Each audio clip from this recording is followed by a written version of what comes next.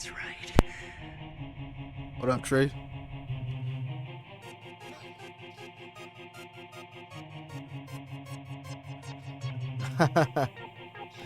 My side blade?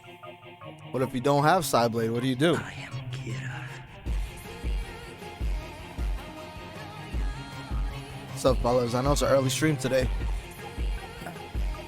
I actually gotta go. I was gonna do this later tonight, but one of my best friend's father, his dad just passed away 2 days ago, so I gotta go to a wake tonight.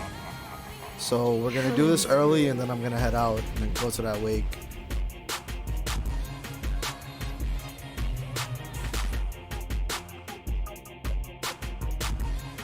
And I hope you guys came with your notebooks, because we're gonna be taking notes. That's okay, Teamro. I mean, yeah, I feel really bad for my boy, you know? He was there for me when my father passed away, so, you know, I gotta do the same. We getting at that age, man. Getting at that age.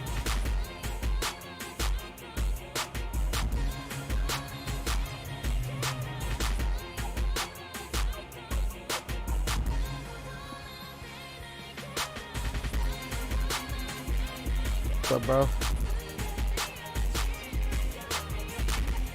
What up, Storm Norm? What up, man?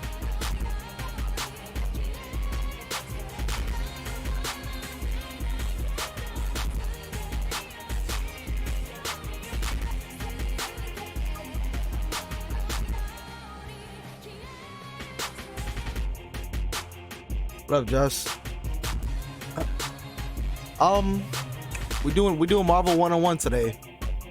Marvel 101 because I feel like this would be a helpful stream to a lot of people. One thing I noticed with Marvel 2 players in general, they don't play a lot of different fighting games. So I know me personally, I didn't know what fundamentals were until I started playing other games. And Ruin and I were talking about this in the chat yesterday. So I thought this would be like a pretty informative stream for people who just play Marvel 2. We're going to be talking basic fighting game knowledge here.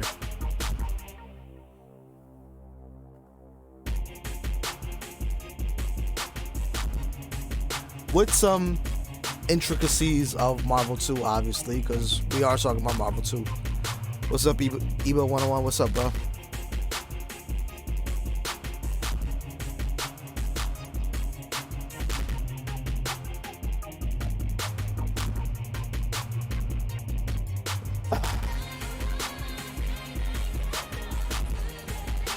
I think a lot of people would step their Marvel 2 game up, or just fighting game knowledge up in general, if they actually focused less on execution and more of what's happening in game. Yeah, EC and at the very core, Marvel 2 is a Street Fighter game, right?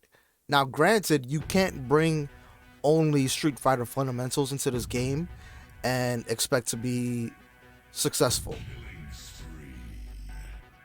They're obviously, what's up, Dave? There are obviously other things that are Marvel specific that we're gonna talk about.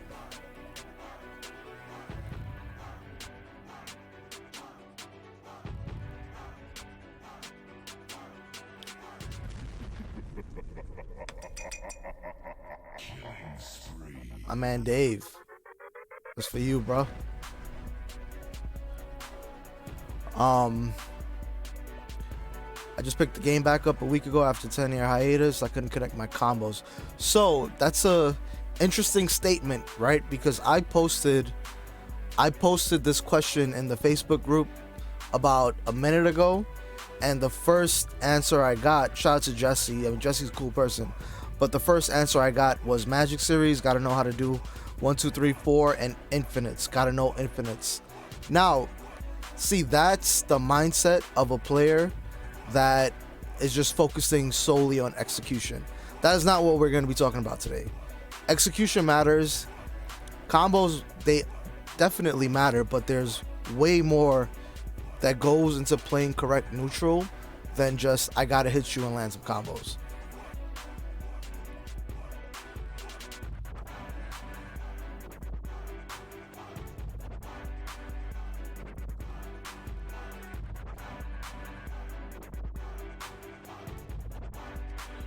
I mean, combos are cool though.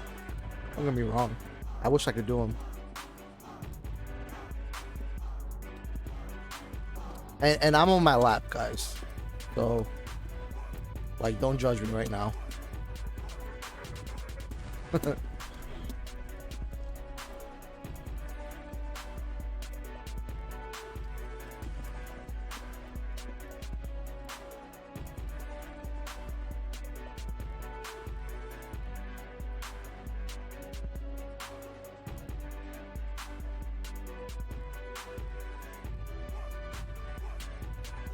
I'm on my lap, no glove, nothing.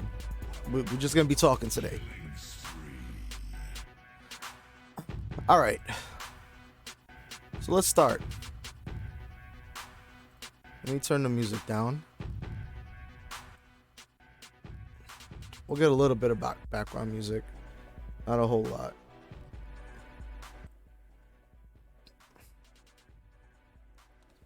Like getting back on a fight stick was straight awkward. Yeah, of course. But that's, you know, that's your own trials and tribulations, bro. All right. So, number one, what do you guys think is the most important part of playing a fighting game? Now, this question is straight Street Fighter, right? When you play a fighting game, what do you think is the most important thing that you need to do in terms of playing neutral? Positioning, ranges, fundamentals, tree shut up, being able to fight in real life. All right, space. Okay, so spacing and positioning, that's important, but in my opinion, I don't think that's the number one thing you need to be aware of. With punishing, no. So I don't agree with that. So all of those great points, but I think the number one most important rule of a fighting game is knowing when to take your turn.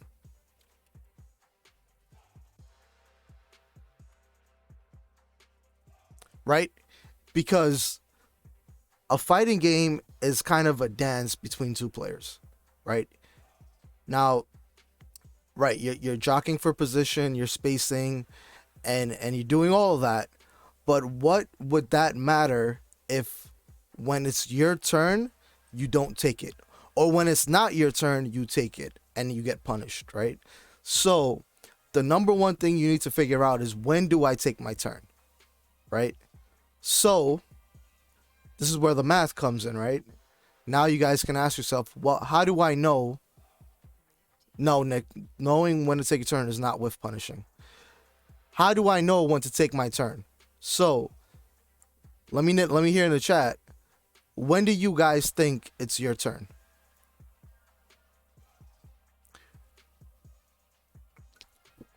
When is it your turn?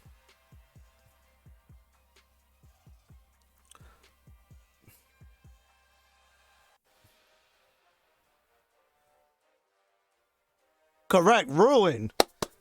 Give that man some candy. Give that man a gold star. It doesn't matter what game. You have to know when you are plus and when the other person is minus. So, frame data. When am I plus, or minus?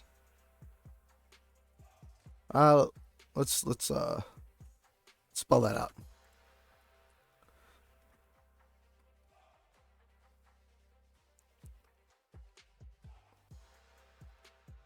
Okay, it's my turn when I start my attack. No, that's incorrect. It's not your turn when you start your attack, because you can start your attack when you're negative and you could get counter hit. So that is not correct. Right? That's where counter hits come come into play. So let's go to a real life example.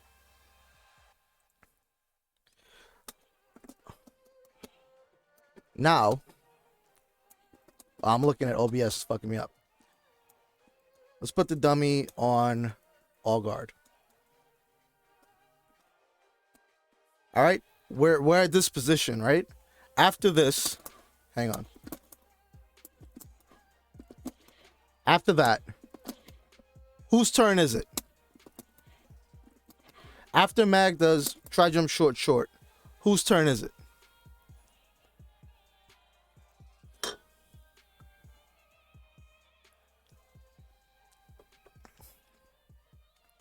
Right. It's Magneto's turn, right? So correct. It is Magneto's turn.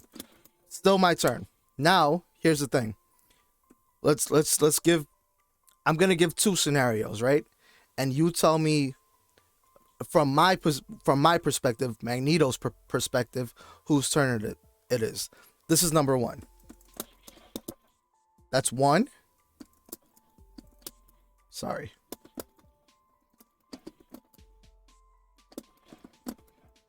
And two. Okay, so first one, that, and that. Scenario A. Try jump, short, short, land, short, short. Whose turn is that?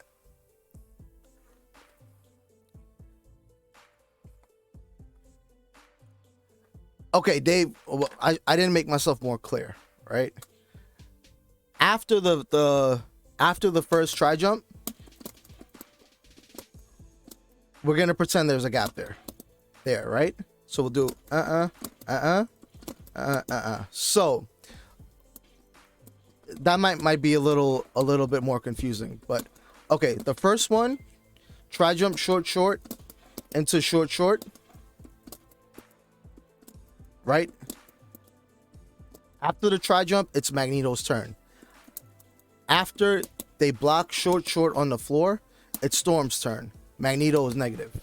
Now, here's the meta in Marvel 2, right? Because in Marvel 2, you have something called the push block. In other games, we don't have push blocks. So you will see a lot of Magneto's layer offense like this. Like that. Fuck. Right? So, what push blocking does, when you push block a triangle jump, it extends your guard frames. So, there's two scenarios here. If you don't push block the first try jump light kick, you can interrupt Magneto dashing forward and doing that again. So technically, after the first try jump, it's Storm's turn. Feel me? So if someone's abusing this on you because you're push blocking, you can just not push block and press a button and take your turn back. You guys know that, right? If you're push blocking, it's Magneto's turn. You're gonna get stuck in, and see, this is why I need someone else to practice this with. But you're gonna get stuck in guard animation, and it's gonna be Magneto's turn again. So that's where Marvel 2 and versus games in general get muddy with frame data, which is why I said you can't just bring Street Fighter frame data into this and be successful, because there's another concept of Marvel that applies to just specifically versus games that don't apply to Street Fighter, right? And that's this. When you chicken guard something. When you chicken guard something, right? You see that? You see her landing frames? Her landing frames, see, in CVS 2 is an exception, Ruin, yeah, because you can air block. Right? So when you chicken block something in Marvel 2, it changes the frame data. So normally, let's say, I'm just gonna make up a number, right? Let's say you were to block jumping roundhouse on the floor. you might be like negative, let's say -10, right? But if you block a jumping roundhouse right before you hit the floor, she blocked on the floor there. Bang. You see, she was clearly not in the block animation for 10 frames. What's a chicken guard is when you block a move in the air. Right? That's called a chicken guard. We call it hold it up, but it's basically just blocking something in the air. So, what's up, Focus? So, chicken guarding changes the frame data of these games. Right? Which is why holding up in some situations is a good thing. So anyway, like I was saying, frame data is not too important in Marvel 2 because you can chicken guard. Now, what's important is knowing when you're plus or minus. Now, this comes with playing the game a lot.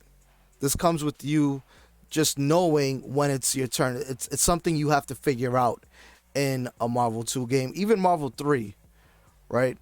You can normal jump, chicken guard, and call anti. You cannot call assist while you're in block stun. You can call assist then guard, right? But you can't call assist while you're in block stun in this game.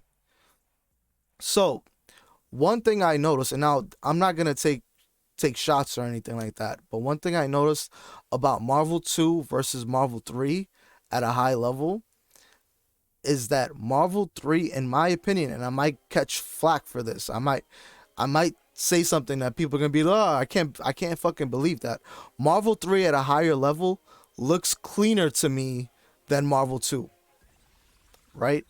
When you look at top 8s of Marvel 3, compared to top 8s in Marvel 2, you can see that the players that are competing in top 8 in Marvel 3, they know exactly when their turn comes up. They know exactly when they can press buttons. The matches don't look scrambly. Marvel 2 players, for some reason, they just scramble too much. Too many scrambles. They don't know when their turn is, and they're just hoping for a hit. So, people say, oh, Gcon, you try to play so clean and whatnot. It's not that of course I'm trying to play clean. I'm not trying to purposely play dirty, right? But I'm trying to be aware of when my turn actually comes up. Right, Ruin. Right. The frame data is definitely more defined. Right? More framed. Well, so here's the reason why I think that happens too. Focus is that Marvel 3 is more punishing than Marvel 2. Exactly. Yo, Ruin. Oh my god. I wish I can give you like a hug through the screen. Marvel 3 is more set play heavy, so it gets ingrained into you when is your turn, when it's not. Right? Because you're so used to seeing this setup that you get trained. Yo, I can't do shit here because I'm gonna get bodied, right? Like you get conditioned to blocking and knowing that all right, this is set play happening. I have to block this. Marvel 2 is not too set play heavy unless we're playing Iron Man here. And we all know Iron Man is just set play city, right? And question for the guys in the chat, do you guys know what set play is?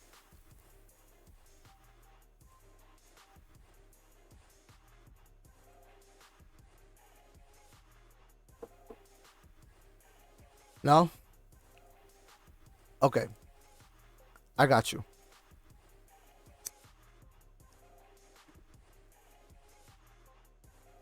Okay.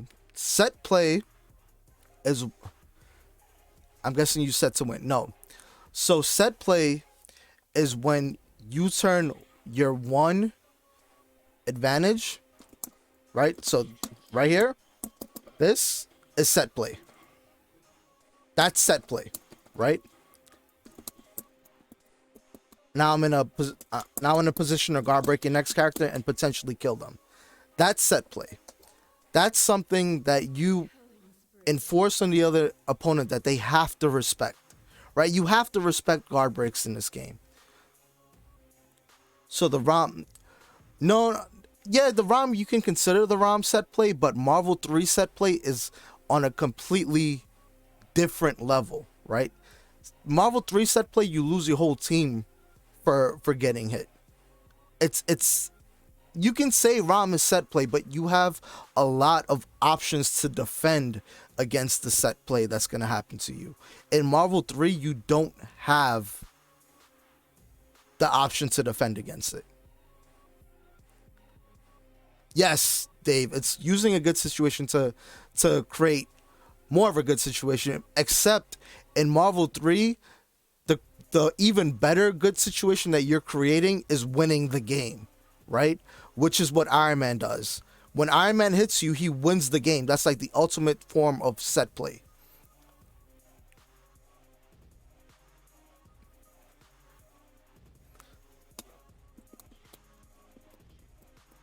Yeah.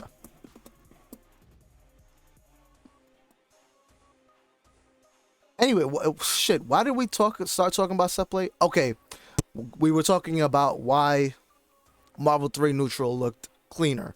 So because you have more defensive options in Marvel 2, right? There more room. There's more room for scrambles to occur, if that makes sense. Because there are more variables that happen in those situations, right? You can't account for every variable. The new games, what started happening with the new games, Marvel 3, even Street Fighter 4, on Wake Up with like the different option selects, there were these combination of buttons that you can press that covered multiple situations.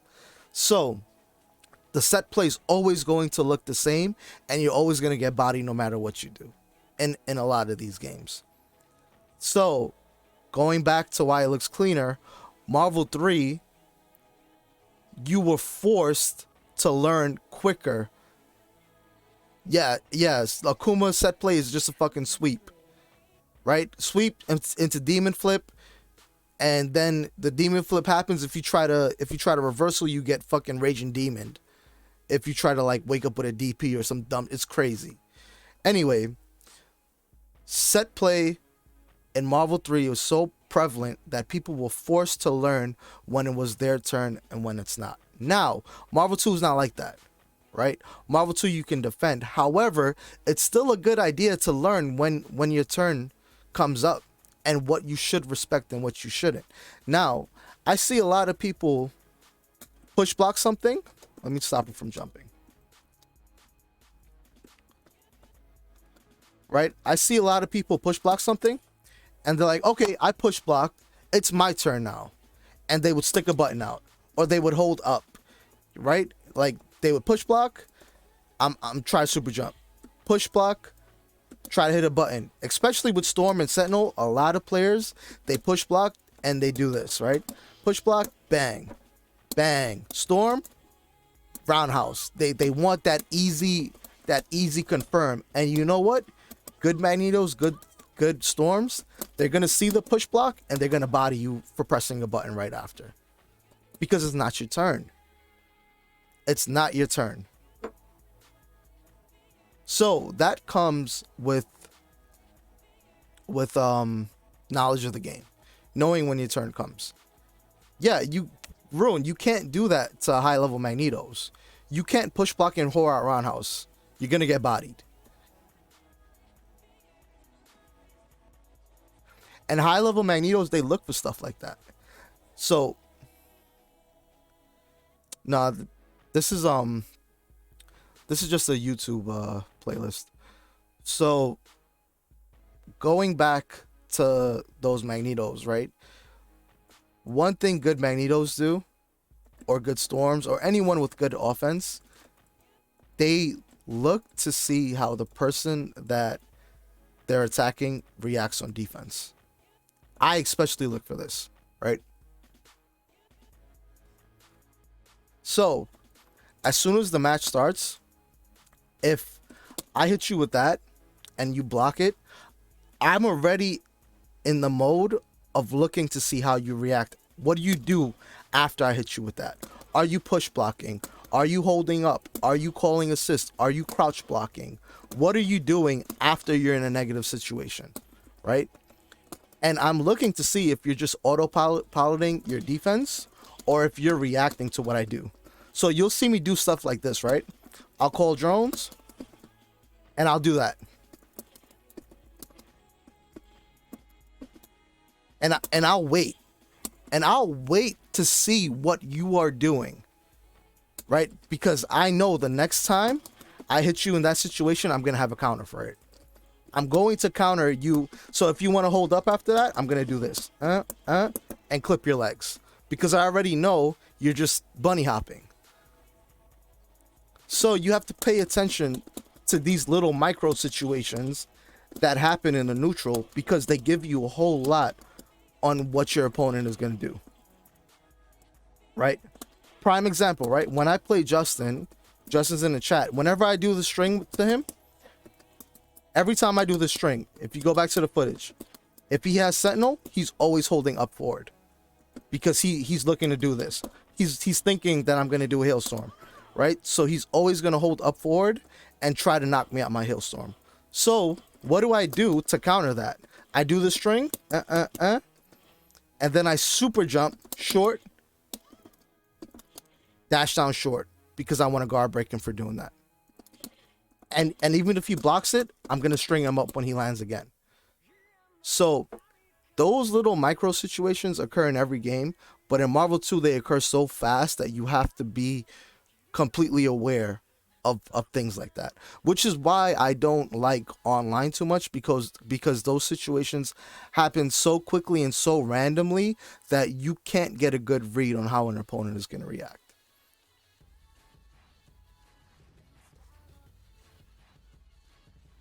Yeah, Ruin, for sure. And watching Champ break down his Marvel 3 gameplay was really interesting, right? Because the way he thinks is really like high level. Now, I'm not saying I'm on Champ's level or anything, but I do think that a lot of the neutral that gets played in Marvel 2 gets completely overlooked. Right? Okay. So I think we discussed when it's your turn, when it's not, right? So we came to the conclusion that it's your turn when you're plus, it's not your turn when you're minus. At the very core of playing fighting games, that's what it is, right? You know, Duck, for a really good player, you troll too much. So Duck definitely knows when it's his turn and when it isn't. So now, second thing of fundamentals is what everyone said was the first. Spacing. Spacing means a lot in any fighting game, right? If you do jab then crouching light with Magneto, that catches jumpers. It depends. It depends on which jump they're doing. If they're holding up, actually no, I think it does catch. If you don't leave a gap, I think they get bodied by it. But if you do that, so stand jab, crouch medium, there's no gap. But stand jab into crouch light kick, there's a gap. So if they were to hold up on that, they would get out, right? Let's see. Let's put her on jump. I'm going to check her on the floor. I did too fast. This is so hard.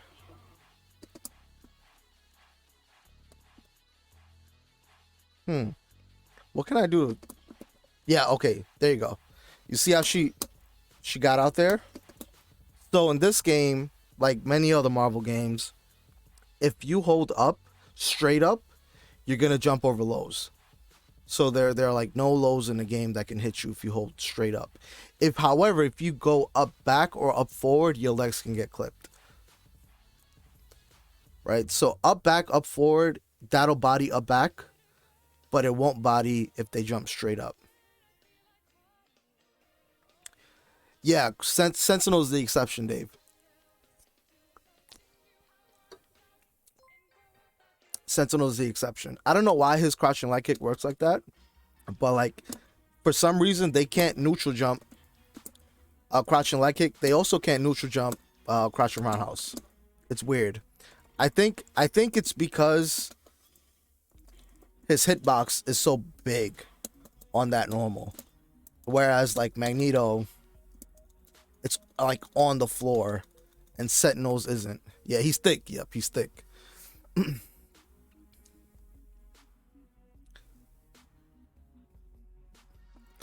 So, actually, Fat Body, I'm not too sure about up forward. I might be giving wrong information there, but I mean, I don't really have anyone to test it, but I know for sure that would body up back. But I also think it's up forward, right? And the reason why I think it's up forward is because when the switch glitch first got discovered, when Magneto does crouching light kick on switch glitch in the beginning of the match, if you hold up forward, I think you still get bodied, right? So the answer was back in the day was you hold straight up to avoid the crouching light kick, because a lot of Magnetos would also do jump up forward, short fierce roundhouse plus typhoon, right? So I feel like neutral and up forward. Okay, so maybe up forward does beat it then. So maybe it's just up back because of the guard frame. So yeah, I stand corrected on that.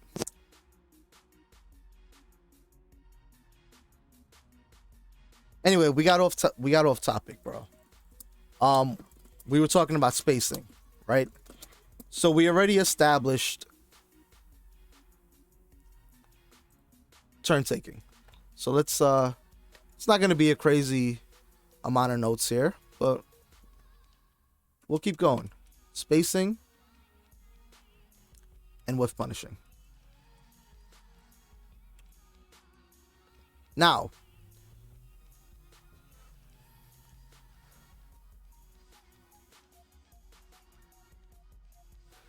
whiff punishing is not very prevalent in Marvel 2 compared to other games. Right? What's up, Pasadena?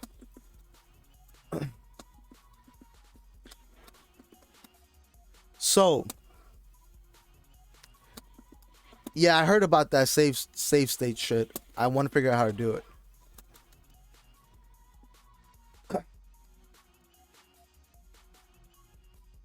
So, do you guys know what a whiff punish is? Duck, what's a whiff punish? I'm calling on you, Duck, even though you didn't have your hand raised. What's a whiff punish?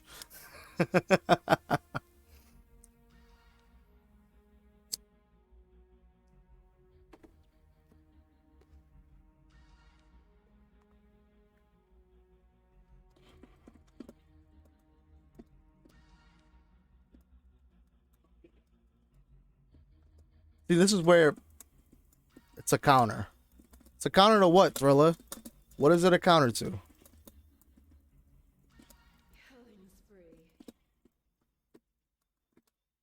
Good. 5 points for you, Duck. Duck got it right. It's punishing somebody's whiffed limbs. So Sentinel does this, and it whiffs, and then Magneto smacks him with a fierce roundhouse for doing that on whiff. That is a whiff punish. Now, whiff punishes in this game mostly happen in the scent versus scent fight. Right? When you're jockeying for position and someone whiffs a light kick up here and then you punish their light kick with your light kick. That's like the most prevalent occurrence of whiff punishing. Second is when people are building meter. Like this. And you whiff punish their fierce or their roundhouse if they're doing it real high, right? So you can dash under them and hit them with like this. You can hit him with something like that for doing that. Right? So those are the two most prevalent. Or you can shoot him, Duck. Yes. Duck is such a cable player. So those are the two most prevalent instances of whiff punishing that stick out in my head. And for Duck, obviously shooting someone.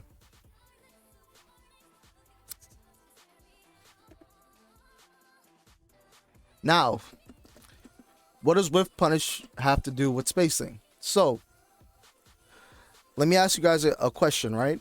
When you have your character on screen and you're playing neutral, what are you looking at on screen? Like in this situation right now, who are you looking at? If you were the Orange Storm.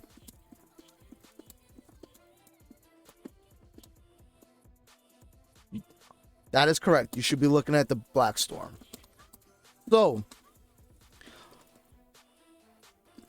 So when you have your characters, right, you need to get so comfy with your character that you see them as an extension of yourself, right? You need to know that, okay, if I'm over here, my light kick is gonna hit, right? If I'm over here, my jab is gonna whip. If I wanna check it with a tri jump, I gotta go deep. I gotta go, right?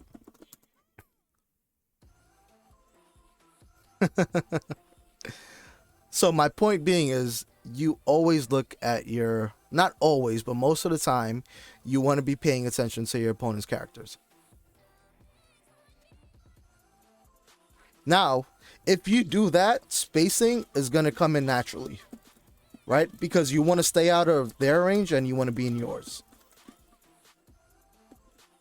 So that's spacing at a very simple level, is to just keep the space where you can mount your advantage. You want to be in a space where you're threatening them and they're not threatening you.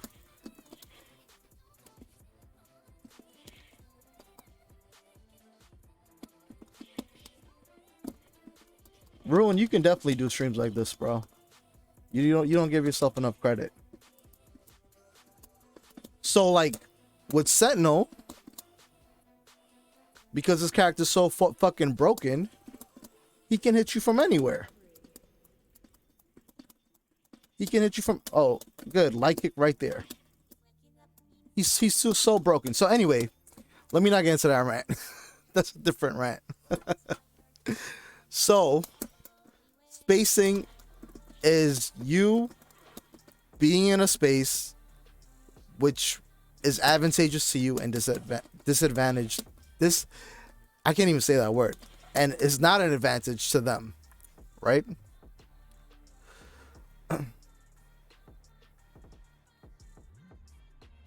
Now, that's where the dance comes into play, because they're going to try to do the same thing. So, when you see scrambles happen, right? When you see shit like, oh, okay, and now they both, in this situation here, right? Look. Let me bring Cap's dumbass. Okay. So, in this situation here, fuck, can't even hit the pause button quick enough. Okay. In this situation here, right? If Magneto doesn't convert onto a full combo, what do you guys think would happen in this situation? Let's say I don't convert off of that guard break light kick. What do you think happens in a Marvel 2 match?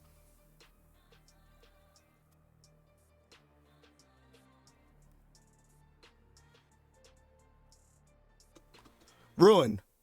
What happens in a Marvel 2 match in this scenario?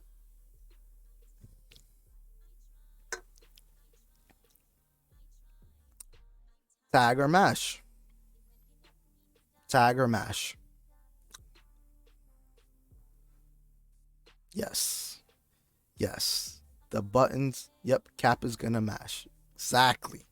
Exactly. I'm glad you guys see this shit. Nah, he's not even gonna do corridor. Most people aren't even gonna do corridor there. They're just gonna come down with fucking light punch. They're gonna start mashing buttons on their way down. Right? Now, clearly, Magneto's already on the floor. Right? Clearly, Magneto has the advantage here.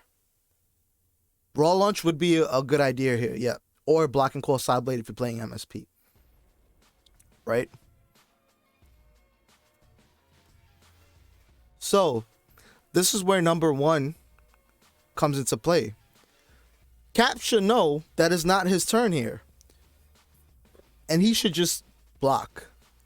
He should, right? But because people don't want to take anything in this game, they don't want to believe it's not their turn. It's always their turn. Cap is gonna challenge. Right? So you can hold up, Duck, but you're probably gonna get bodied by this. Fuck. You're gonna get bodied by that if you hold up. So I think a lot of players need to realize when it's their turn and when it isn't. Now, I'm not saying that it's a bad thing to challenge. You can challenge. I encourage you to challenge. Now, I encourage you to challenge sometimes. Let me rephrase that. Sometimes challenge. When you find yourself always challenging and never blocking, you are not playing good neutral. You're just going autopilot, right? So you have to take that little micro situation, put that in a vortex, put that in a box, and see, okay, maybe 50% of the time I'm gonna challenge. The other 50% of the time I'm gonna block. Get a nice little balance going. But if you're always going to challenge 100% of the time, then you're always gonna get bodied. Right? If you're never challenging, if you're always going to block 100% of the time, then you're always going to get mixed. So you need to get a little good variance going on when you're going to challenge and when you're not going to. So like these situations aren't very polarized. There's never a wrong or right answer. The only wrong or right answer in that situation is if you 100% do something all the time. Does that make sense?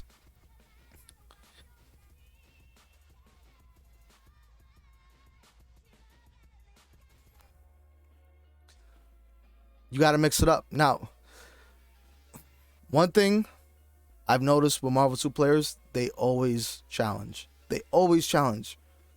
There are few and far between that have the discipline to just block things out. Sometimes you have to block because you're just always going to get bodied.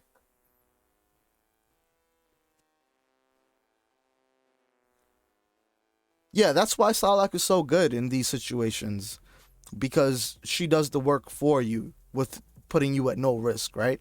If I was to do, if that situation was to occur again, and I just block and call Sideblade there, I'm not giving up anything, and if they block, I get a mix, right? They block, it's my turn, I get a mix. If they don't block, Sideblade hits them, I get a free combo. Sideblade is too good for Magneto.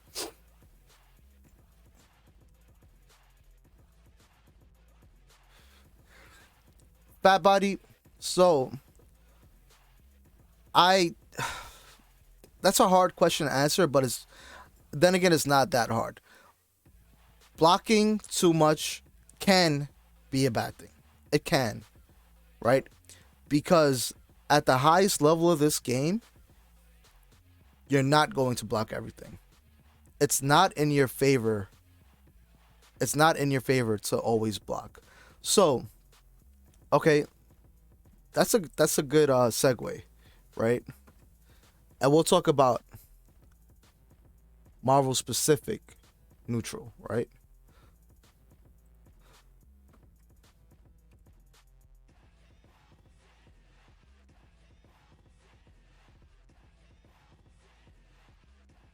Okay. Now, we don't want to block. We want to evade.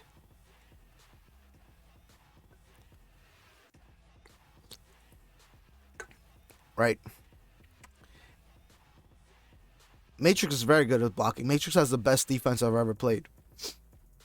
Now, in Marvel 2, if you get put into a position where you have to block something, you've already lost neutral. You've lost neutral. Yes, Dave. My man Dave. Now, that's number 3. Movement.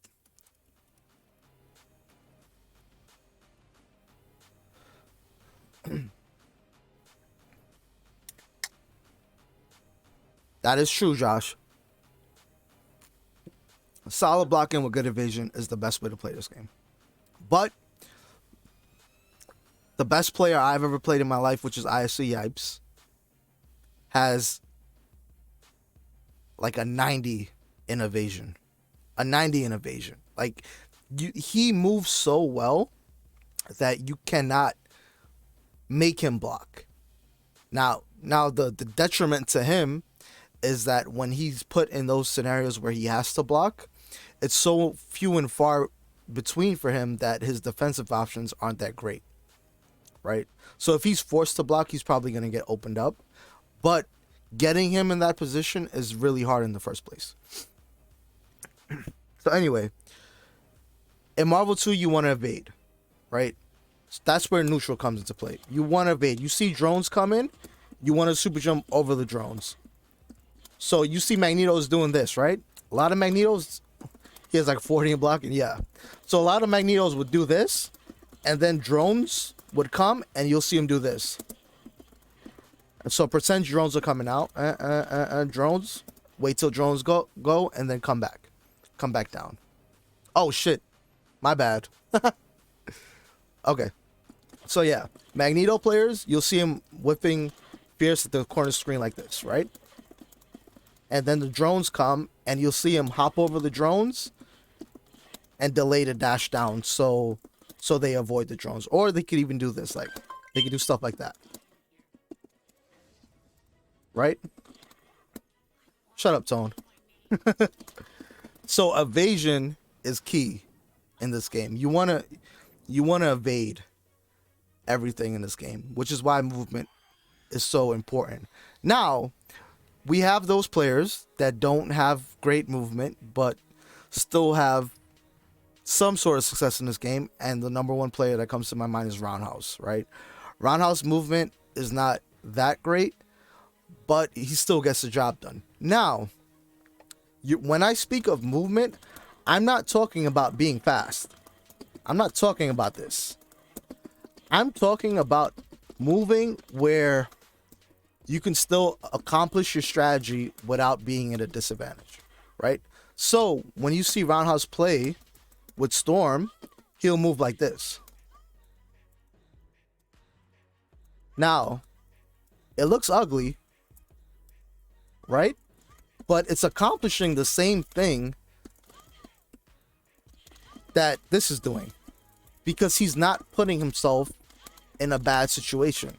Now, what's the advantages with Storm specifically of playing neutral like this or playing neutral like this? Now, there's one thing that specifically sticks out here, right? What's the disadvantage of doing this? Tone, since you're a new player, I'll let you answer. Why is this one better than this one?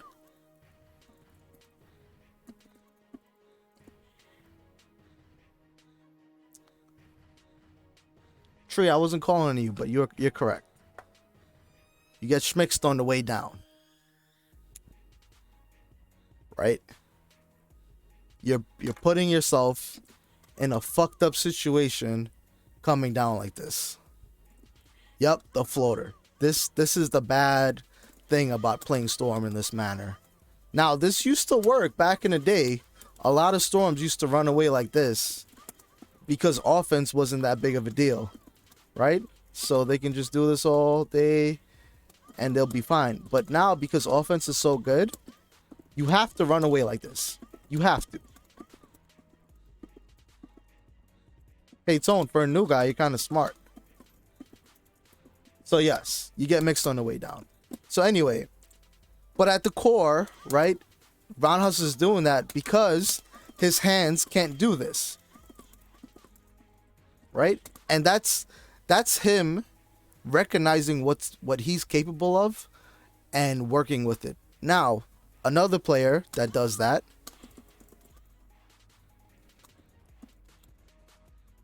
nah, that's not true, Fat Body. It's always dangerous to press a button here. You could get away with it, but it doesn't beat dash under. Now, another player that plays to their advantage is Justin fucking Wong. Right? Justin, when he plays, he is Mr. Fundamentals. He does what he is capable of. Yes, dash on the side will clip you. Or even just like if you're coming down with a button here and I dash under and I stand block and call side blade, you're getting bodied.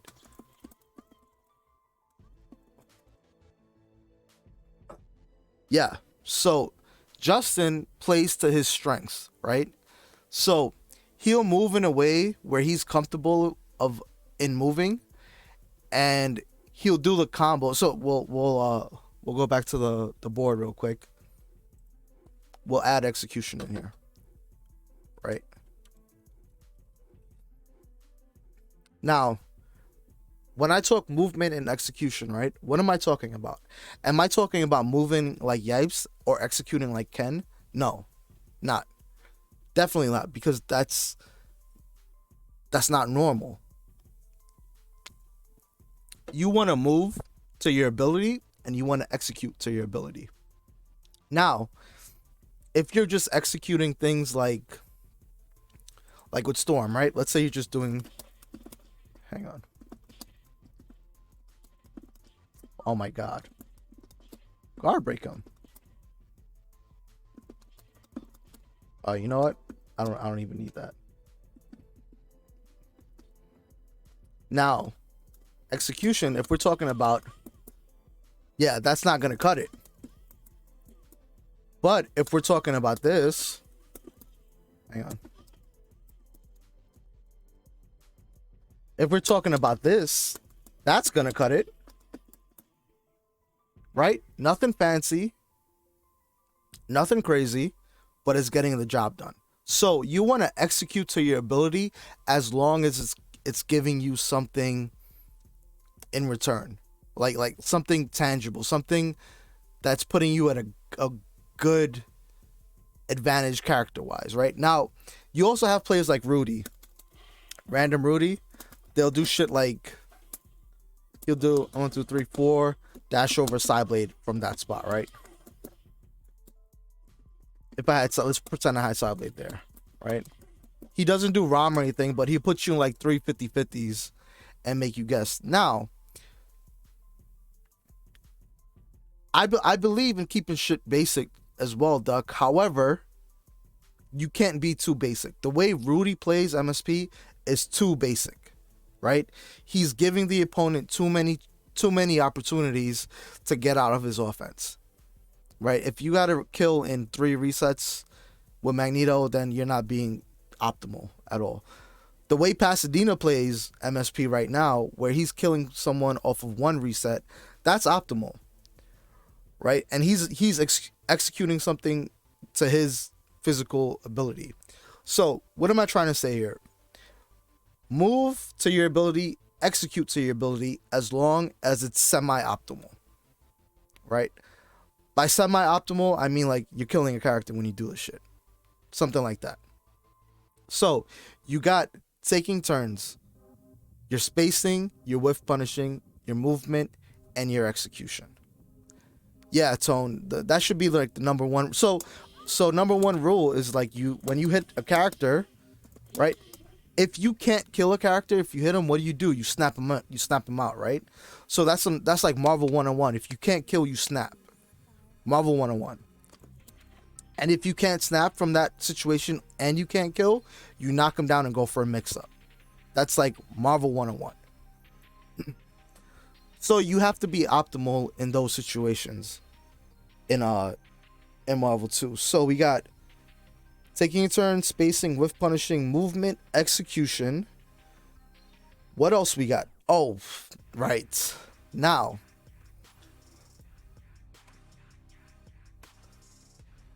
let me bring the board back up.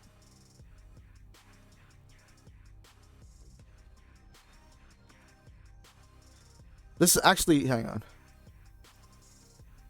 This goes into Marvel 2 specific. Assist, calling, / punishing. This is probably one of the biggest things in Marvel 2 in terms of neutral play, right? Is the way you call assist and the way you punish assist. Now, you'll see players like Ruin who whore out Cap until he dies. Don't be like Ruin.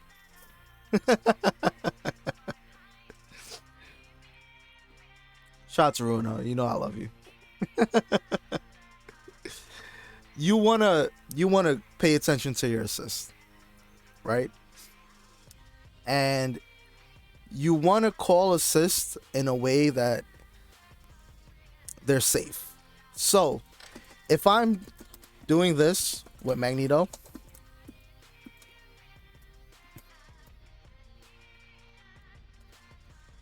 right, and I'm calling drones, when I do a drones call, I'm already here. Okay, drones is in front of me. I'm following the drones so they can't punish him. Oh, fuck. I'm sorry. So when I call drones, as soon as the drones get in front of me, I'm already behind the drones, right? What does this do?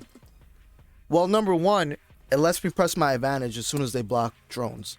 Number two, if they don't block drones and they evade it, I'm in a position to punish them for it because I can move and they can't really punish my drones like that, right?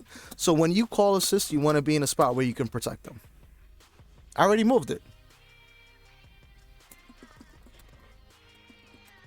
Right? So call your assist in a way where you're not going to get punished on it. And number two, when you're playing versus somebody, if they're leaving their assist in a spot where they can be punished, you punish them. Now, you can go way overboard with punishing assists. Now, this comes to mind when I watch Roundhouse play, when I watch Andy Doom play. They are so focused on punishing assists that they'll sacrifice their point character to try and kill an assist. You don't want to play like that. You want to just get some licks off on the person's assist while keeping your point character safe, right? So, if someone calls assist full screen on your Sentinel, and you do that against Magneto Storm, you don't want to do that because you're gonna get infinite for doing that, right? Good Magnetos, good Storms, they're gonna super jump out and punish you. You don't want to do that. You want to take what you can get. So maybe you do something like crouch spit, call EM, do that, right? Or like Pierce or something, and that does a quick 30. And that's completely fine. So, punish assist, watch your assist calling, and this goes back into point number 1 for Marvel 2 specific fundamentals. You want to evade assists. When you watch the best players in this world, the best players in the world play this game, they don't get hit by assists like that. Right? So when you're mounting offense with Magneto, Storm, Sentinel, whoever, you have to be mindful of anti-air assist. So if I was to do dash and try jump short with Magneto, I can pretty much bank on my opponent mashing Commando or Cable or Psylocke or something like that, right? If there's a gap. So you want to do stuff like try jump short, backdash to bait the assist, or like jump straight up, block, call your assist to counter call, and then go back in. So being mindful of the person's anti-air assist really, really helps elevate your game. One thing I've been focusing on in the last couple months of just playing this game, I've been making it a point to not get hit by someone's assist. If I get hit by assists, I make that stand out in my head. Don't let that happen next time. Don't get hit by Cap. Don't get hit by Psych. Don't get hit by Cable. Because that makes the flow of the game, what's the word? It makes it more streamlined and it makes it look a lot cleaner, right? Because when you're playing against someone and they're constantly just fucking getting launched in the air by Cable anti-air or launched in the air by Cap, it adds another element of like sloppiness. Even though you're getting damaged, right? I mean, if they're the one getting hit by Cap, then whatever, there's no complaint on your side. But if you're constantly getting hit by Cap, then you want to clean that up. You want to take that into account. So don't get hit by assists like that. What else am I missing, guys? I know I got a lot of great players in here. Duck, Tone, Ruin. What else you got? Josh. I saw Josh was in here. I don't know if he's still here.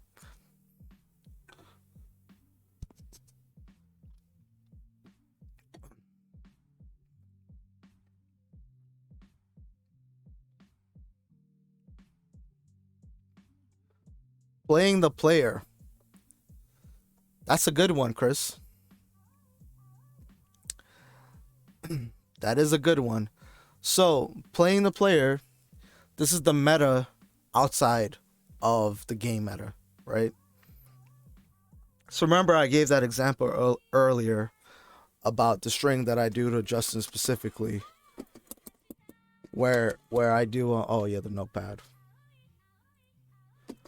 Where I do this string, and I know that he's gonna jump up and try to punish a hailstorm because he's so used to people doing stuff like that, right?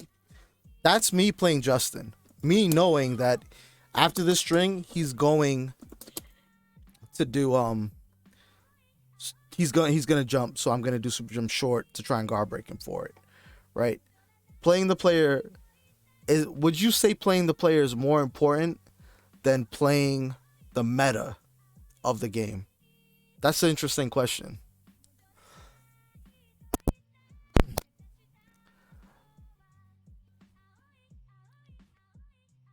I do feel like playing the player is more important than playing the actual game. What are your thoughts on that, Chris? If you're still in here.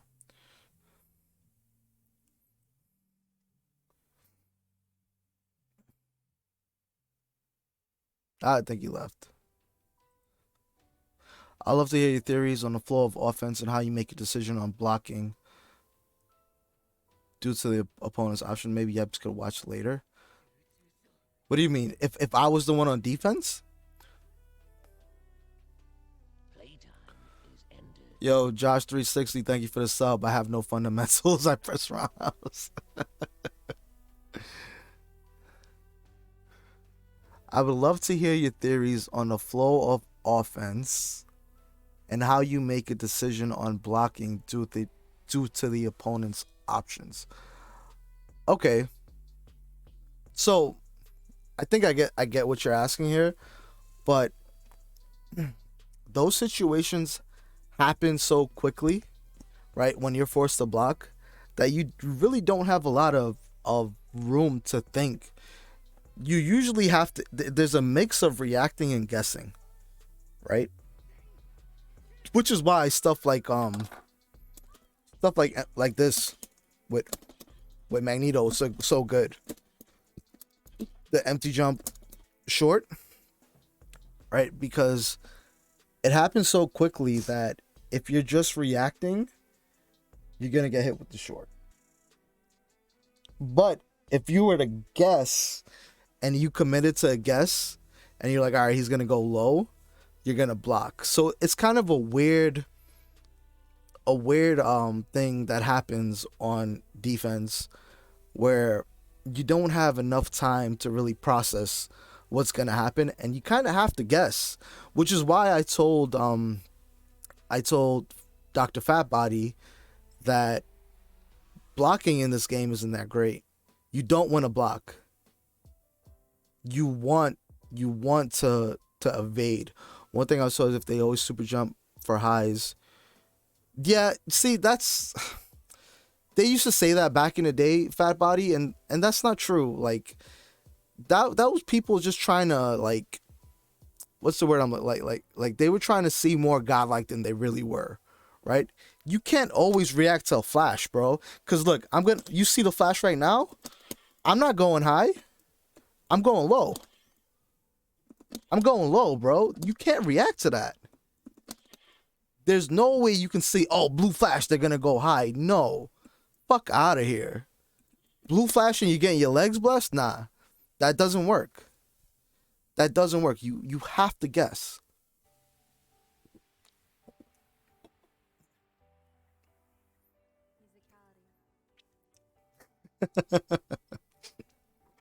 Why wouldn't it work on Ryu? Yeah, so a lot of those OG players, Fat Body, and shout out to them, like I'm an OG as well, right? I mean, I've been playing this game since 2001. A lot of those players, when you hear stuff like that, you got to be able to call bullshit and call not, and call what's not bullshit. That blue flash shit, that's that's bullshit. There's no way you can humanly react to that. Like, bro, it's, and then even with the blue flash, right? Let's say I make you block Typhoon, right? That's blue shit. Let's say I make you block Typhoon, right? What are you gonna do if I do that? You're gonna block low? Okay, block low. There's no blue flash. Block low then. And get opened up. Or you want to block high? Okay. What now? Bro, you gotta block cross up. Come on, son. Like, exactly. Exactly, Josh. You can just fucking go to the other side. You gotta block cross up. Bro, it's bullshit. That's not a thing. So being defensive in this game is really more based on being evasive and having a good read on your opponent's offense, right? If you play somebody for the first time who has a crazy vortex, who's gonna hit you and knock you down into some bullshit, you're not gonna block it the first go around, bro. You don't block someone until you get comfortable with their offense.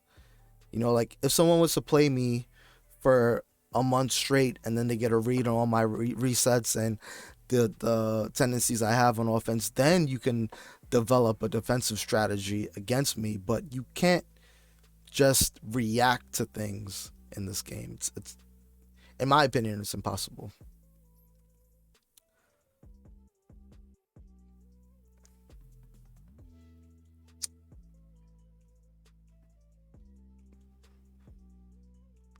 Not sure how to ask this, but do you know what to push block and when not to?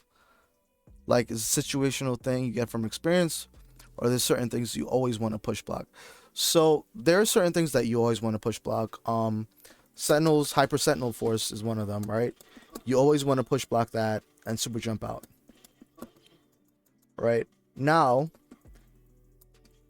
there are a lot of situations that come up where you don't want to push block.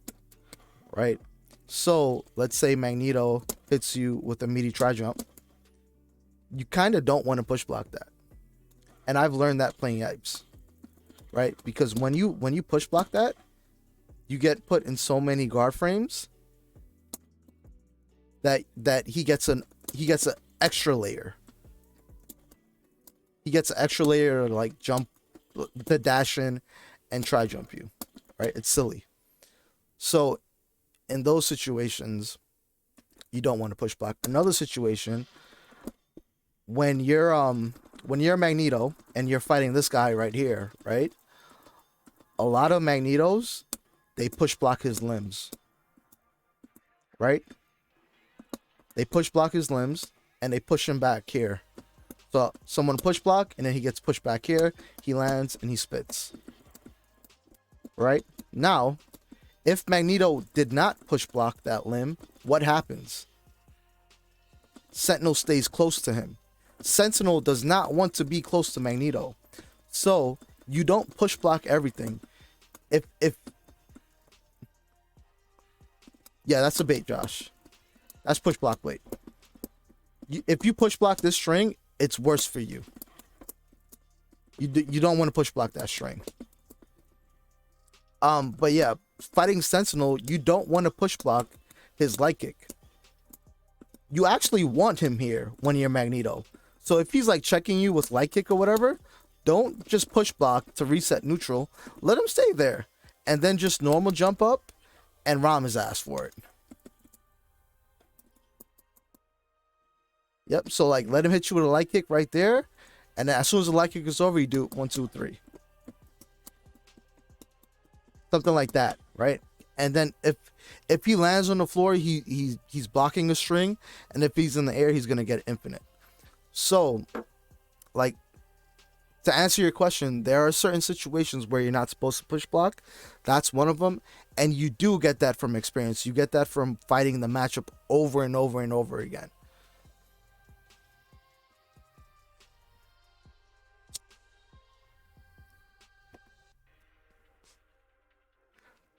I agree, Tone. Good Sense won't be next to Magneto there, but Good Sentinels would still check you with something like this. Not that close, but they'll check you with a far limb, right? And if you push block the far limb, you're pushing him back to his favorable position. You don't want to do that. When I fight Desmond's in my grill all the time. He's right here. He's out of side blade range, and he's harassing me. Yeah, of course, you'd reply there. But it's still, my point still stands. You don't want to push block that light kick.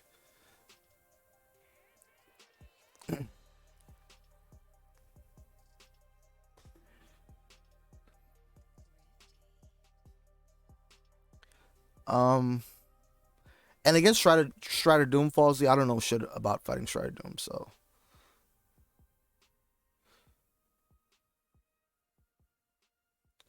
Not too much for them to think of a punish. Need to space them and then reset to neutral. Yeah.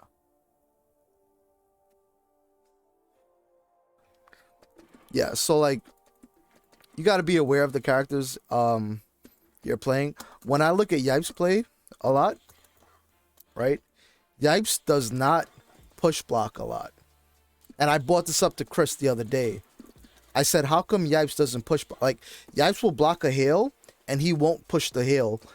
Like, a lot of players will push the hail, and then they're caught in block stun a little bit longer. But Yipes, he just blocks the hail, and he moves right after the hail is over. He'll block a limb, and he'll move. He'll block a mix-up, and he'll move. He won't like push block the mix-up. And I think he does that because he wants to be close to you. That's really what I think he's trying to do. Now, I could be wrong. I could ask him about it, but I think that's how he plays.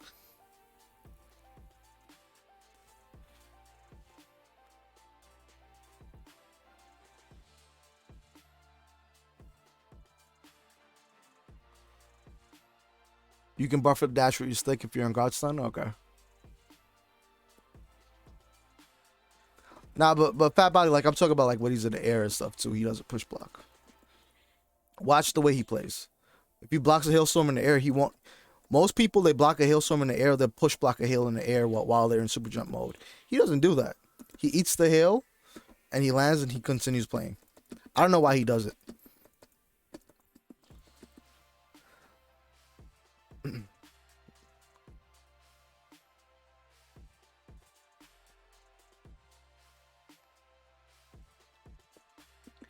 Josh, give me another fundamental for Marvel 2. Mr. Perfect Circle.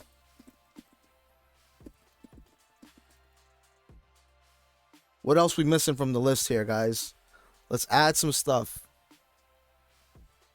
So we'll put what Chris put, right?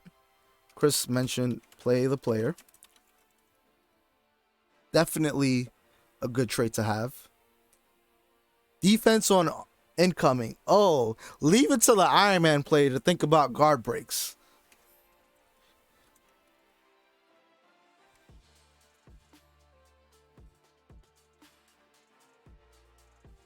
It is legit.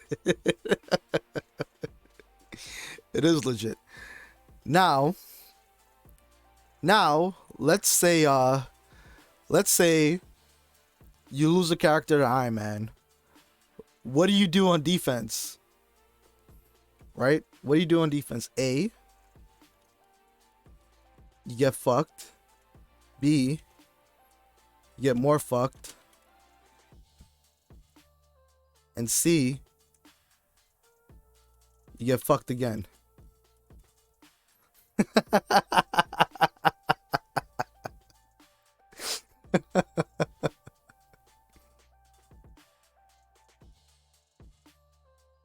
D,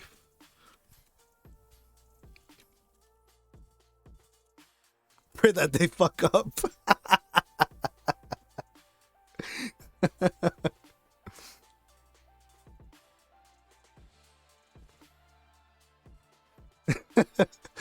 So incoming on Marvel 2 is fucked up.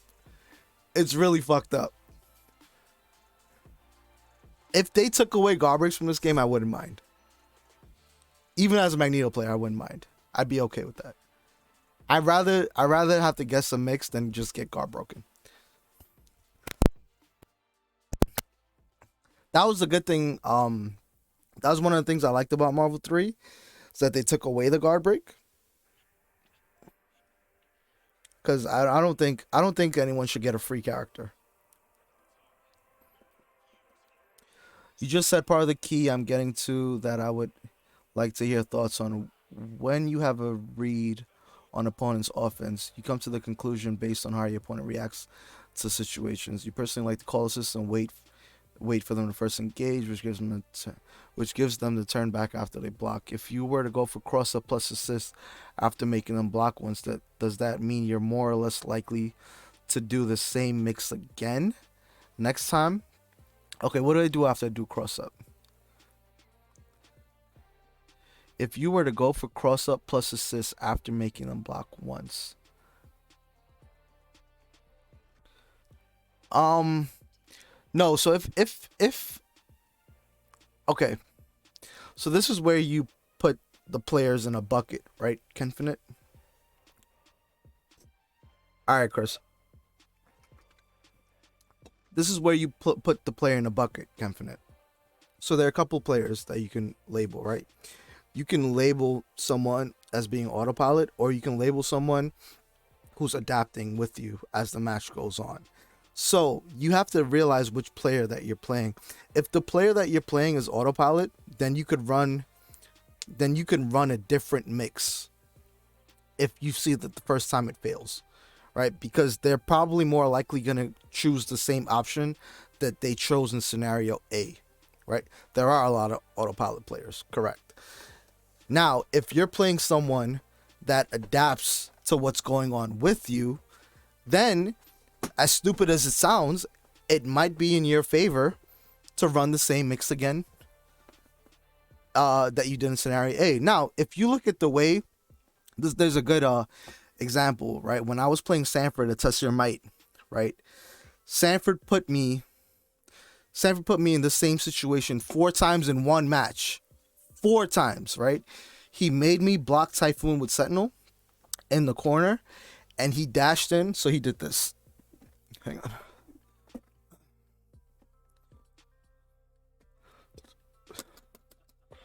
He did this. He did that. Not that. That. He did that 4 times. 4 times in a row. Now, the reason why he did that is because once I blocked Typhoon the first one, and I blocked this, the second time he's thinking, okay, well, he knows that I already picked up that he's gonna block high, so he's gonna block low the next go around. So I'm gonna go high again, right? And he kept thinking like that. And I'm thinking with him, and I'm like, all right, I blocked Typhoon. He thinks I'm gonna block low, so I'm gonna block high. Right? So I'm thinking with him, and on the fourth time, I gave up because I'm like, all right, he's not gonna go high again. But lo and behold, he went fucking high again. He went for the fourth time in a row, he went high. Yeah. Yeah, so there's no blanket answers to that question, because you have to realize who you're playing against. Right. And you know what was a great example was Josh versus Mike at Bots last year. So exactly Josh. He hit Mike. Josh hit Mike in the beginning of all 4 games with crouching light kick into launch, into drones, into tag. All 4 games, right? And Mike just kept giving it to him. And it was one of those scenarios that Josh knew that Mike knew that Josh knew. Like, Mike is thinking, he's not going to run that shit back. And Mike goes, and Josh goes, I am going to run that shit back because I know you're not thinking about it again. All right, so it's all who you're playing, man. It's all who you're playing. And you have to be able to put these players in a bucket, right? Is this a player who's playing with me, or he's playing the game? Which one is it? Which one is it? Right?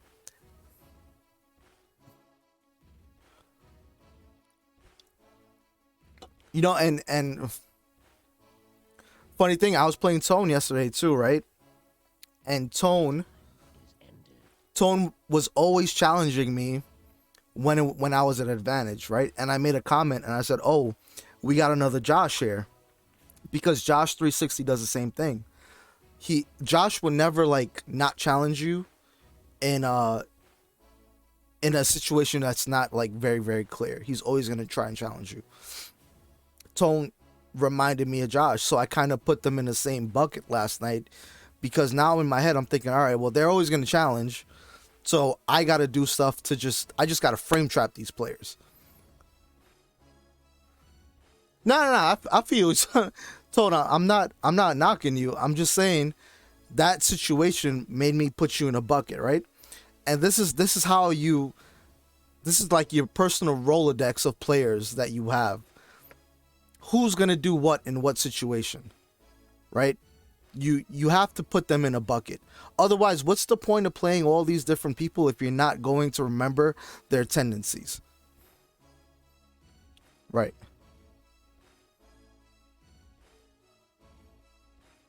Yeah, and Tone and Josh, if you listened to me earlier, I said you got to have a good mix of challenging and respecting, and you guys challenge when you need to challenge. Now, my problem is I don't challenge enough. I need to start challenging, right? I'm completely aware of that, and I'm also aware that I'm fucking Pringles on defense. If you knock me down, there's a good chance I'm not going to block the mix. There's a great chance I'm not going to block the mix. Hang on one second, guys.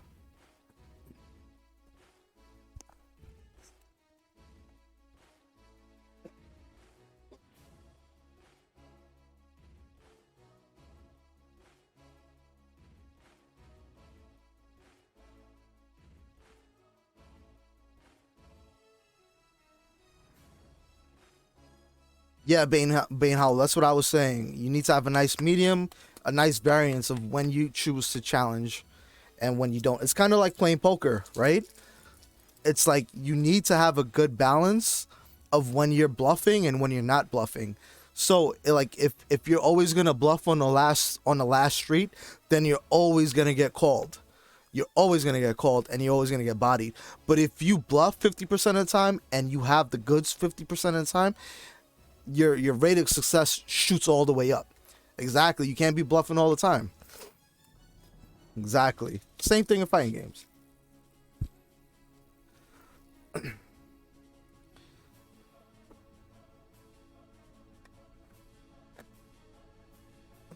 So on a more serious note, because we didn't get to Josh's point on incoming defense, right? What do you want to do? So there are a couple options you can do on defense. You can take the hit on the guard break. You can just block on guard breaks, or you can push block. Now you have to pay attention to what guard break they're doing and know which option that you need to choose when it comes to defense with the guard breaks. Now, aside from guard breaks on defense, you also got to look for mix, right? Because they're not always going to guard break you, they're going to mix you. So, do you challenge with a button coming down, or do you block cross up, or you block same side? So, there's too many options on income and unblockable, which you can't block. So, there are too many variances, too many options that you have to deal with on incoming that makes it like, again, it makes it more of a guessing game, right? Now there are some people that just don't want to respect anything and will always hit a button on incoming, and you could just blow them up with a meaty button. You know, I challenge with an Iron Man trying to guard break. Right. So, Advise, this is a good point. If you see that the Iron Man isn't fucking up their guard break, then you need to challenge. You always have to challenge, right?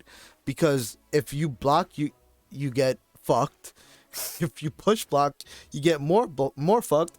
And if you take the hit, you get fucked again. So you might as well challenge and hope that they mistime their meaty. You have no choice. Yes, that's a specific match. That's like a specific what's the word I'm looking for? It's just a specific situation. It's related to just Iron Man.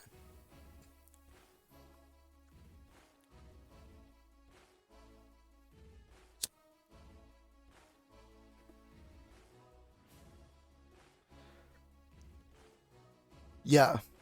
Now and there's also another layer to incoming defense, right?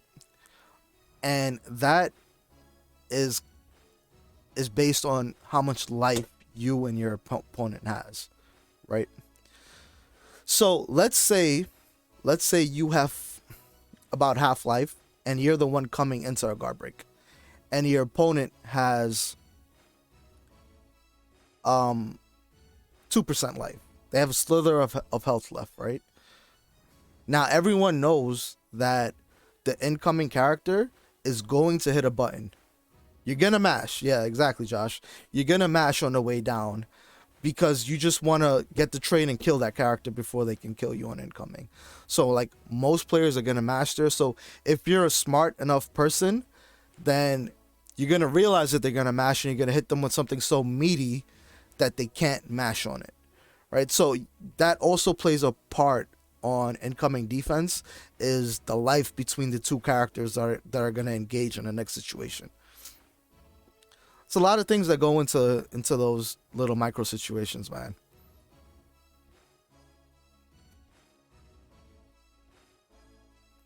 A lot of things. What else we got? Taking turns, frame data, spacing with punishing, movement, execution, play the player, evading, assist calling and punishing, and your incoming defense. Match start. Oh, Josh 360.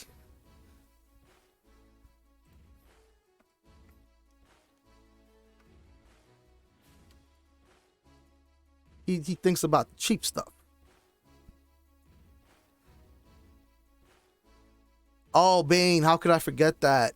You don't even play Marvel 2 and yeah, counter calling. Well, how did I forget that?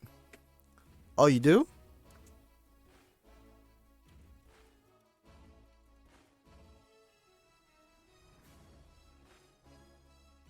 My bad.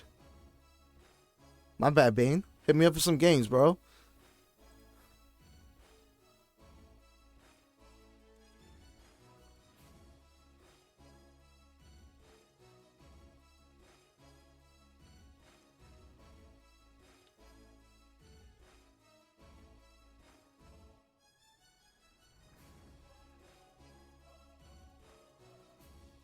All right.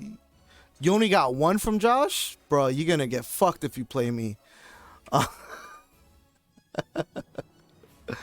All right. So match start.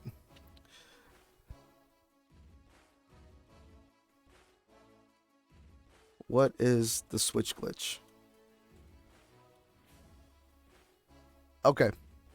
So, Josh 360, I know you know the answer to this question, so you are forbidden to answer. Someone else in the chat, tell me what the switch glitch is.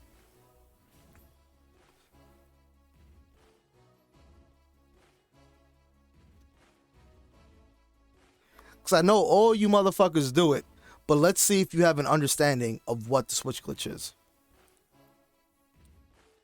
That is incorrect, Falsey.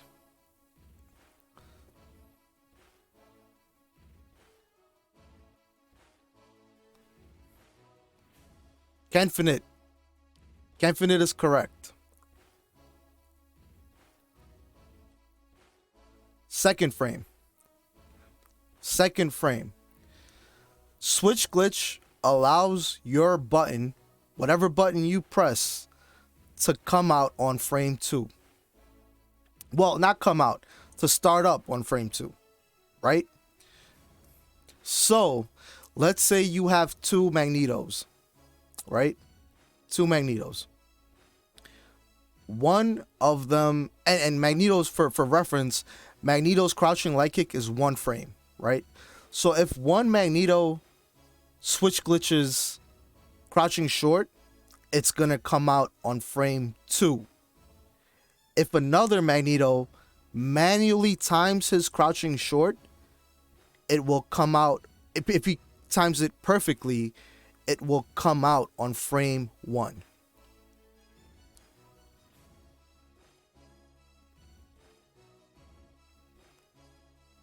It will come out on frame 1. So a manually timed crouching light kick will always beat a switch glitch timed crouching light kick if it's done perfectly, right? Always. So that's what the switch glitch is. Now, this opens up a whole different meta for match start, because if you know someone's gonna manually time a crouching light kick, you can try jump on their head and punish them for doing it, right? So match start in Marvel 2 is really fucked up. It's really fucked up.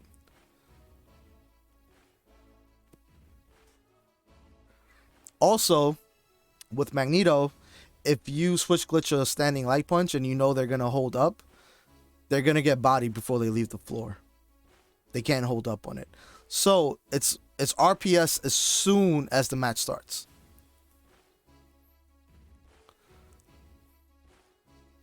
Match start on port online is busted because of that. What do you mean? On port online, like no? It's basically the same thing as Dreamcast.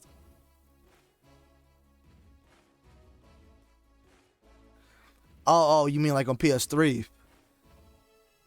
I wouldn't say that it's busted. I don't think it. I think it's more fair that there's no switch glitch. I wouldn't say it's busted. Switch glitch definitely makes the game more unfair, in my opinion.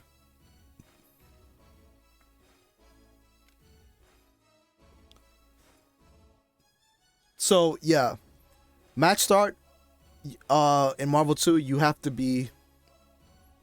You feel like it makes the opener unfair? Why is that?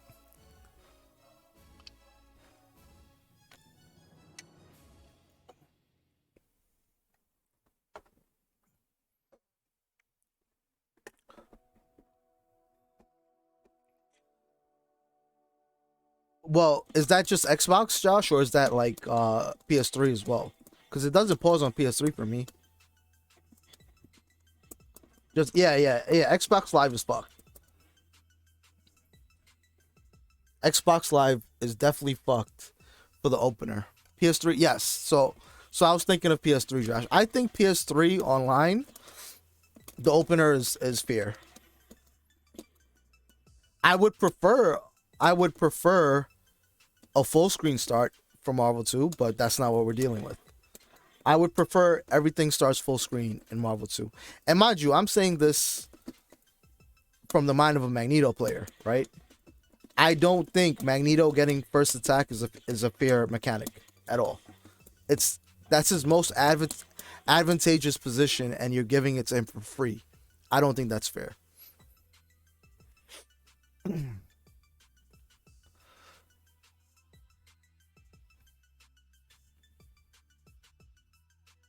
Yeah, and I don't think switch glitch should have been allowed, but here we are 20 years later, we're still doing it.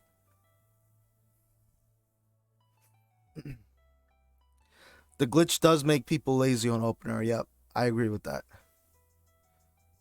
So, match start on defense and offense, you have to be aware of your options when people switch glitch. You have to know what beats what in a rock, paper, scissors scenario. Now, we're kind of getting into the nuances of the meta here. I wouldn't consider this like fundamental, but it still applies. Still applies. Oh, Josh, I didn't even see that you gifted a sub. Thank you for gifting a sub to Adrise, bro.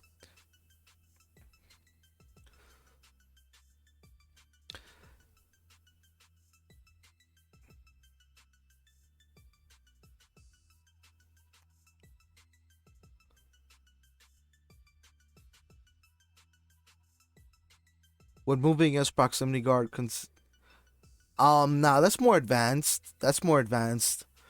Moving through proximity guard. That's more of an advanced thing to do in Marvel 2, but it's still something that you need to learn for sure.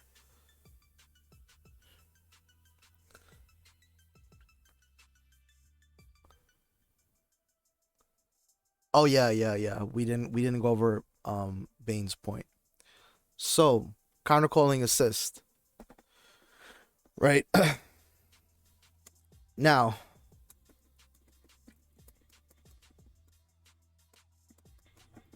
yeah, Bane Hollow. I'm actually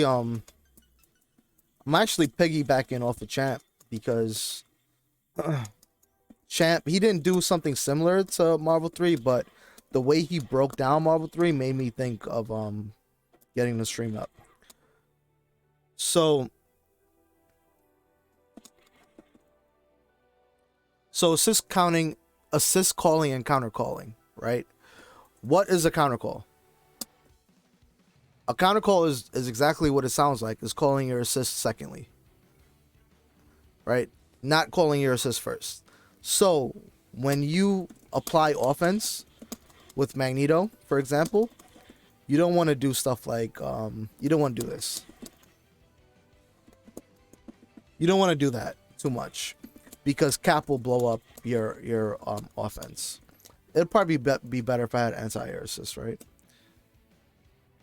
So hang on. We'll use the cheapest two teams in the game.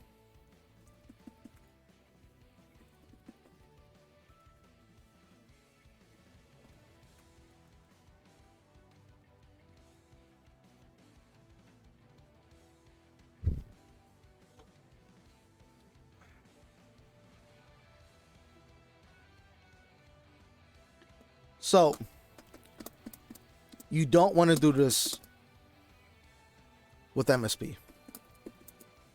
You don't want to do that. So what happens when you call your assist first here is that there's a gap and they can call Cap right after Sideblade hits. And your Sideblade gets punished and they can get out the situation. So what do you want to do? You kind of want to anticipate that they're going to mash Cap. So you do like that. One short, wait for Cap, then call Sideblade, and continue your offense. So you always want to pay attention to when you're calling assist, whether it be on offense or defense, right? And you always want to be the person that's calling your assist second.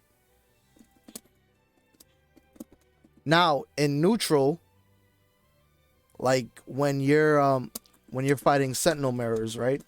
When you're doing stomp pressure with Sentinel against the other Sentinel, you don't want to call your assist on offense.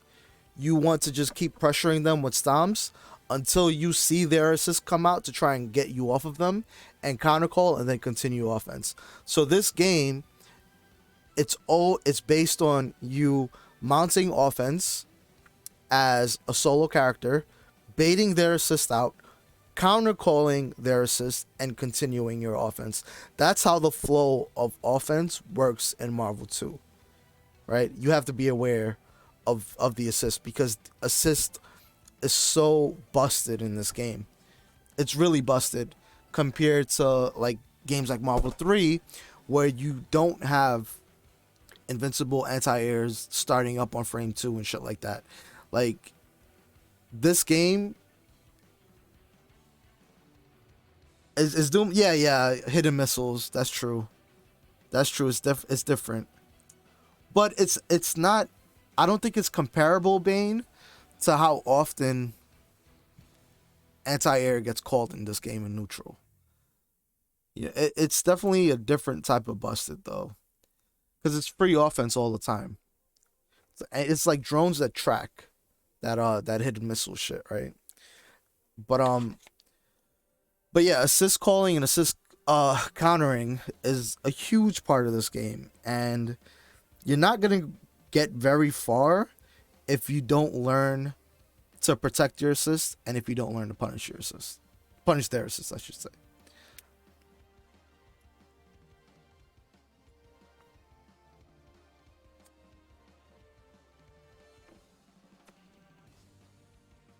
So, yes, it does. Yep, I agree with you, Josh. VDO is a great example of that. VDO, I don't think VDO calls assist first like that at all. He only calls Colossus when he sees your assist on the screen.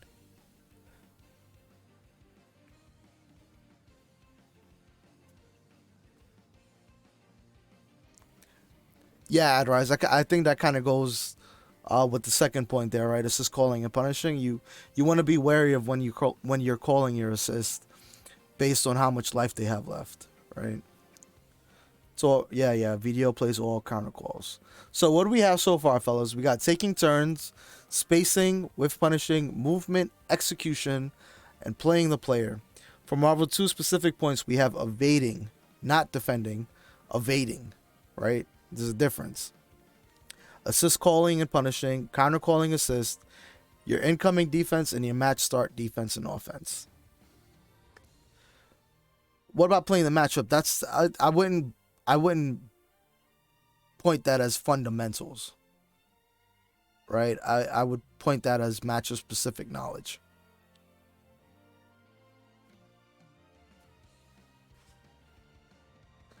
Side switch my corner. I think that kind of goes under spacing, Josh, right? We can say that's spacing. Getting out the corner.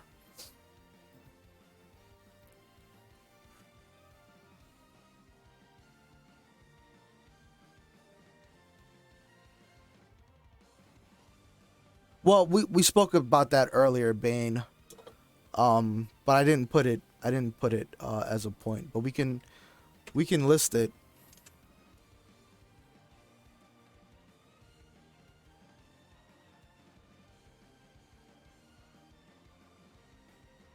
Oh, Fozzie, yeah, that's a great one. That is a great one.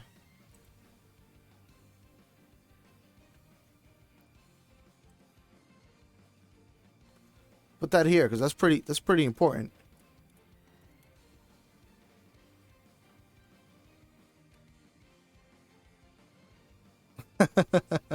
He said, "Do I have a meter? Storm alive, hailstorm." Oh, that's the Ken flow chart.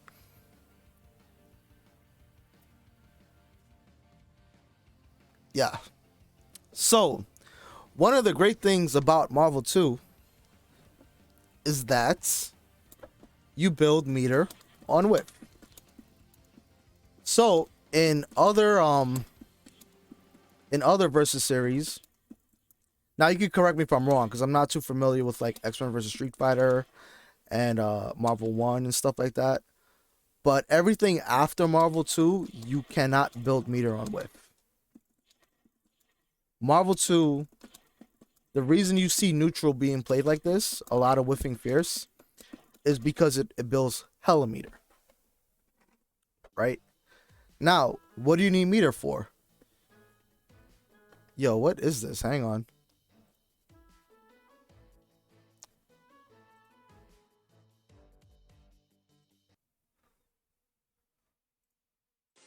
Now, what do you need meter for?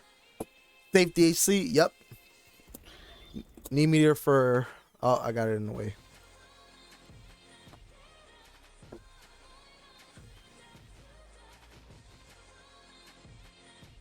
Said need meter for cable. Okay, so if you're playing Mag Storm, you need meter for the safety AC, right? So basically, you want to pay attention to the characters that you're using and what's the most optimal position to be in terms of meter management. Now, when you're playing MSP, right, and you have Storm, how many bars do you want if you have your full team intact? You want 3 bars because you want to get Magneto back in the match. So when you hit someone, you want to be able to do a triple DHC.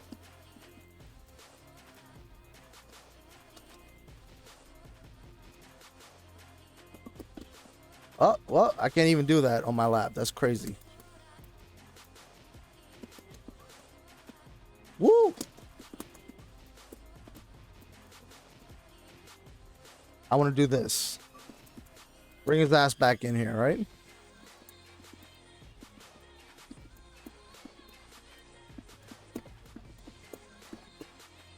Anyway, yeah. Pay attention to how many meters you have because you want to get your characters back into the match or you want to get them out safely.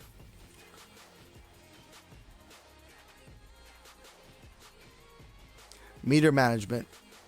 Now, if you're playing Cable like Bane does, you obviously need meter for Cable to work. So you want to save your bar for Cable. So just like being aware of how many meters you have at all times is a great fundamental aspect of the game. Roundhouse is great at meter management, yes. Yes, he is.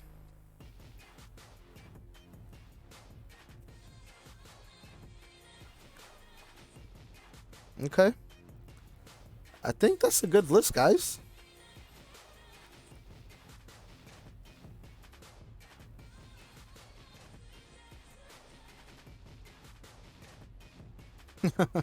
Bane.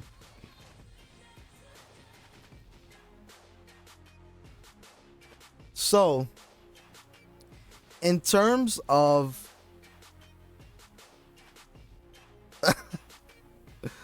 character select etiquette, please, Josh, educate me. What are you talking about? He said etiquette.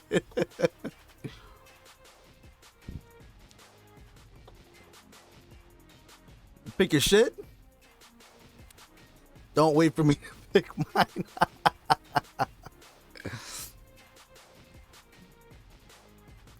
Hang on. All right, I'm gonna show you the etiquette for character select, real quick. This is gonna be a real quick lesson, right? Don't pick this character. Don't pick that. Don't pick him. Him. He's a maybe. Don't pick him. Nope. Anybody on this side is a no. This whole side is no. Don't pick these characters except Strider. Him, yes, maybe, yes, definitely yes, of course. So like, ignore like all these characters that you see right here, with the exception of Spiral. Don't pick them. It's facts though, Bane. This side of the character select screen is super trash.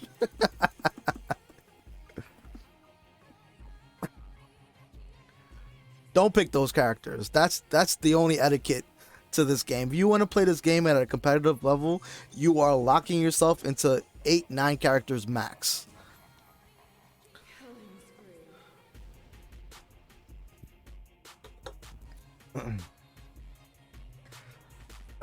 See, like, as soon as I, like, in an online match, right?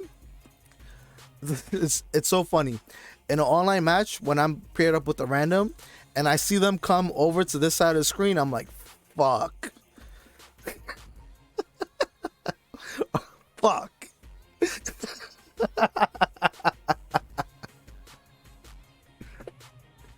If they go left, it's if they go left, I'm like, fuck me, man. I gotta play this shit.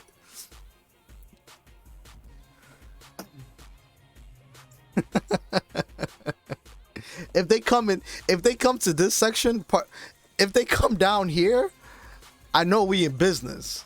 All right, we're gonna play some games.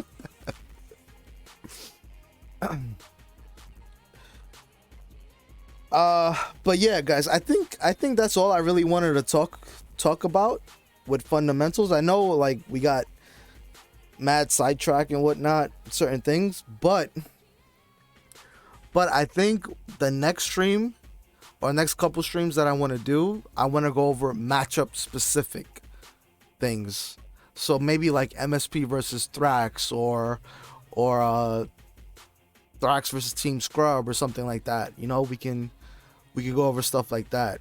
And when I do those streams, I'm gonna try to have people who play those teams at a high level get on that. Nah, just I'm not playing tonight. The reason I'm doing an early stream is because I gotta go to Shane's house later. His dad passed away, so you should hit him up.